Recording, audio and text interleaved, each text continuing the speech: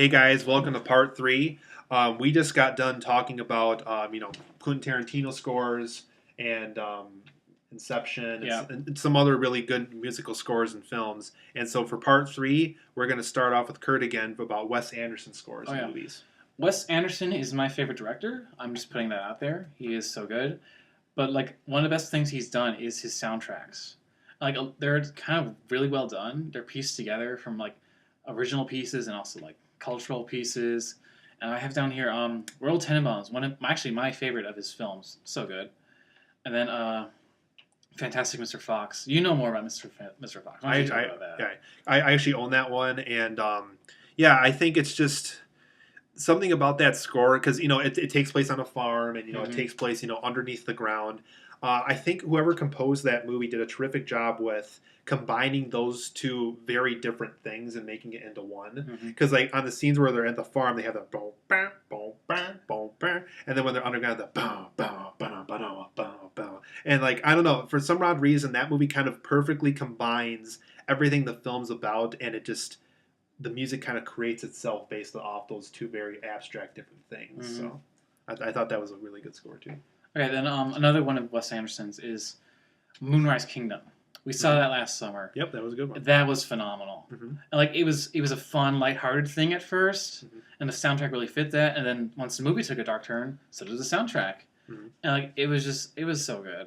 One scene in the film. This is kind of playing off of when we were talking about Iron Man. When the little girl and the little boy are dancing on the beach and they have that radio playing. Oh yeah. Even that kind of fit what was going on in the scene, I thought. Yep. So that's just an example of even when you have a small radio playing the song and it's effective, that's when you know I have a good score. Because Moonrise Kingdom definitely accomplished that. Well, another thing is that's another cultural thing. Like it was set not in a present day point. It was set in the past. And so that radio and also the rest of the film, it really helps set it. It lets you know what the setting is. It lets you know what these characters are like, based on their themes, and it was so good. What are some other scores you have today? The Hangover. I kind of added this one at the last second. That was a good one, but I don't think I'd put that in one of my better ones. But I mean, again, it's more like they took good songs that fit the themes they were going for, like in the casino when they're trying to get all that money to get Chow, and like it begins with. I forget what the beginning song is when they're going down the escalator. But then when they're actually at the table and Joker and the Thief plays, that gets me pumped up every time.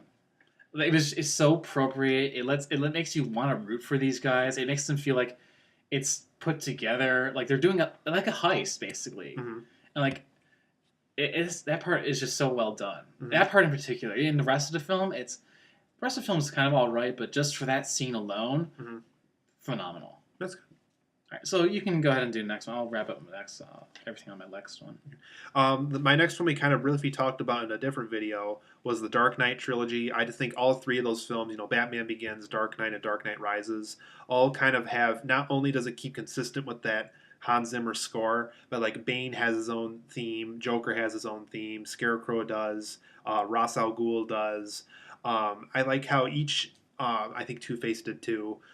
Each of these heroes, or villains, I should say, even they have their own score, and each of them are all very effective. And the fact that Hans Zimmer could do it for 3 films, keep it consistent for 3 films, and just keep it really, really epic for all 3 of those, I think is just a huge accomplishment. And not only did Christopher Nolan make a great film, but Hans Zimmer had a great score to go with all those 3 films. So that's another score that I really enjoy. Real quick, in Dark Knight Rises, the opening scene when they're hijacking the plane. That was a good score. That is so good. Yeah, the like shit is about to go down, and then you're introduced to Bane, and then everything just goes to hell. So what's the next step of your master plan? Crashing this plane. And then the next score I have is Sam Raimi's Spider-Man films. Let's face it. James Horner's score for The Amazing Spider-Man was horrible. I mean, that was like... It's like a lone trumpet, and then you get the Sam Raimi ones. It's like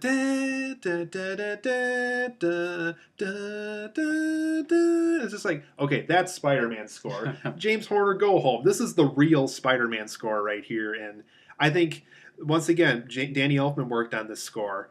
I think he managed to accomplish the experience of Spider-Man. I think that's why the score really stuck with me. James Horner is like, okay, I'm going to make the most generic, most stupid, most Saturday morning cartoonish feeling theme I could possibly come up with, and that's what I'm going to give Mark Webb for the Amazing Spider-Man, and that's what he did.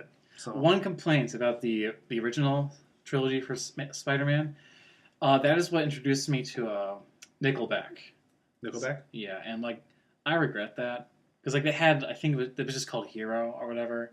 And I remember the music video. They were standing on a rooftop playing, and they were like, "We need a hero to save us, or we're all just gonna fly away." Or some bullshit like that. It was in the first one where he's like, "We all just gotta give him one big hug." Yeah. Or he says that guy. Yeah, I remember that. Yeah, and like Nickelback is awful, and that was my introduction to them. Look out! There comes the Spider-Man. No, not that. Like, they weren't in the actual movie. It's like, if you look up online for the Nickelback music video for it, it's just, I can show you after. It's, that part is actually irrelevant. It's just the fact that Nickelback was in it. That's what ruins it for me.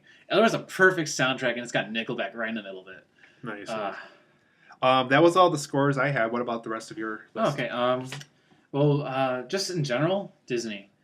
Like for the, they're pretty good. Lion King. Hans Zimmer worked on the score for that. Really, I did not know that. Man, I gotta tell you, that's another score. It's just like pulls at the heartstrings. When it opens, you know how it opens. I know. I was 4 years old when I first saw that movie, and even then, I was like, "Oh my God, then, what is this?" Within like 2 seconds, you're drawn in. Yeah, I was like, "You know, you're in for a ride." Yeah. And then like it's just so good throughout, and like it's got Hakuna Matata, Circle of Life, I Just Want to Be King. So many good songs just in the Lion King. Elton John also did a lot of the songs for that. I mean, so yeah, he did a lot of good stuff. Yeah, and then.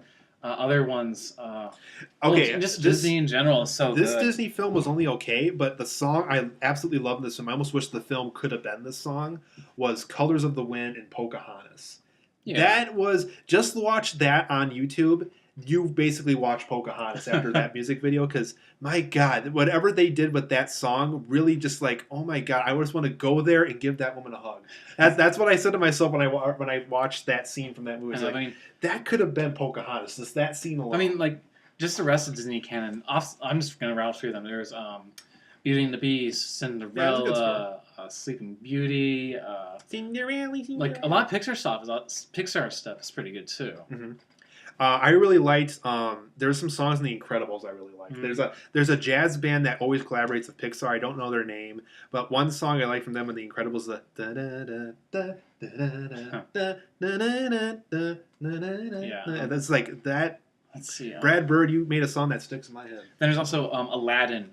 Oh yes, Aladdin's so good. Robin Williams. Yes. Not only is he funny, he can sing damn well too. Oh yeah, I mean there's Friend Like Me. Yeah. That introduces you to the genie in the best perfect way possible. It shows you he's fun. It shows you what he can do. Like that he's like 10,000 He's showing off. To give you such a crick in the neck.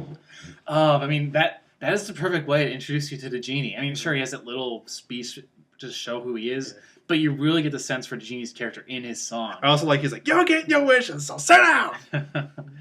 Okay. I mean, yeah. Just what Disney things do you have here?